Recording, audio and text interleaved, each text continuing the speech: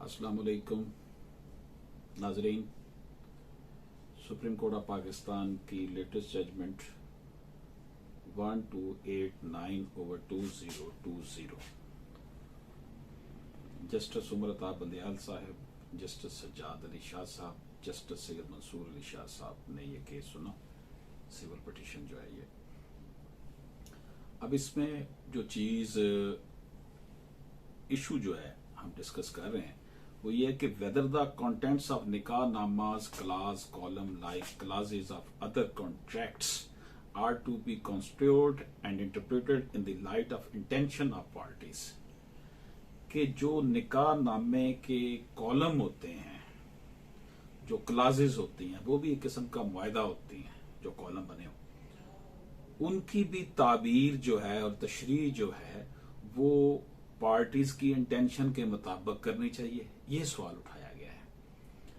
तो इस हवाले से मैं आपको अर्ज करूं, इसका ऑनरेबल बेंच ने यह फैसला दिया कि निकाह नामे के कॉलम जैसे कि कॉन्ट्रैक्ट्स की ताबीर व तशरीह फ्री कैन की नीयत को सामने रखते हुए करनी चाहिए। अब इस केस में हुआ ये कि जनाब इसमें उसने ये किया कि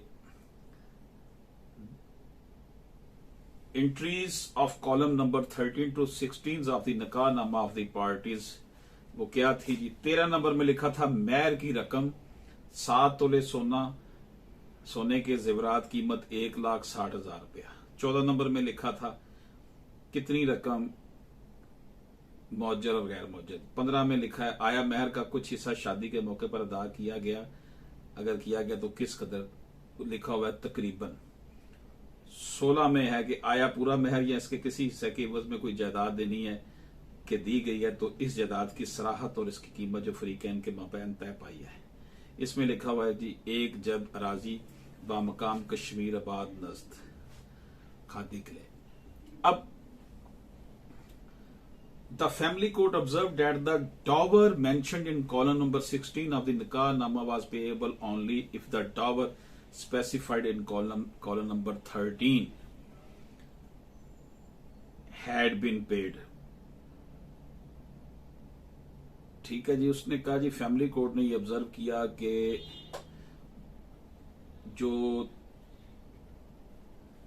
गोल्ड ऑर्नामेंट्स का 1,60,000 का है कि अगर वो अदा कर दिया गया है तो फिर the respondent admitted to have received the dower of 7 तोला gold ornament specified in column number 13, तो 13 नंबर कॉलम में उसने वसूल कर लिया है जो लिखा हुआ था। She was not entitled to claim the dower mentioned in column number 16 of निकाह नामा।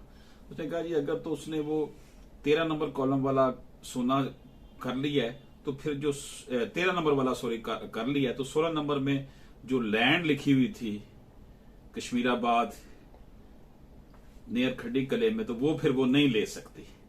ये इंटेंशन यहां पर बताई गई है। The district court in appeal endorse this finding with the observation that 4 canal agriculture land mentioned in column number 16 was to be given only in lieu of 7 तोला gold ornaments, यानी कि या तो वो सोना ले सकती थी या फिर वो लैंड ले सकती थी। ये उसकी तशरीह और तौज़ीह की। The high court has held that the facts and circumstances of the case clearly show that the dower mentioned in column number 16 was in addition to, not in lieu of the one specified in column number 13 of the nikahnama. High court ने कहा कि ये इन ल्यू नहीं था कि इसके अलावा, बल्कि लिखा था, उसने कहा जी इन ल्यू ऑफ नहीं है कि या ये और या वो, बल्कि ये लिखा हुआ है इन एडिशन टू, इसके साथ साथ ये भी, यानी कि सोना भी और साथ साथ जमीन भी दी जाएगी, ना कि उसका तशरीह ये की गई कि या वो सोना लेगी या वो जमीन लेगी।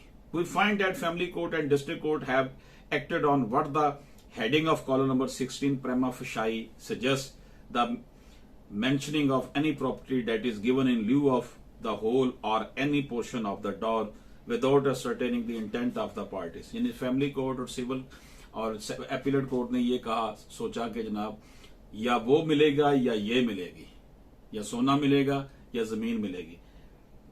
ये फैमिली कोर्ट और डिस्ट्रिक्ट कोर्ट ने ये सोचा। This approach of the set court is not in consonance with the settled principles of construction of contracts. Needless to say that Nikah-nama is a deed of marriage contract entered into between the parties, husband and wife, and the contents of its clauses, columns, like clauses of other contracts, are to be construed and interpreted in the light of intention of the property. ये एक मुआहदा है, contract है, जिस तरह दूसरे मुआहदात की intention की जो तशरीह तोज़ी की जाती है, इसमें भी हस्बैंड और वाइफ की मुआहदा करते वक्त जो इंटेंशन थी वो देखनी चाहिए थी।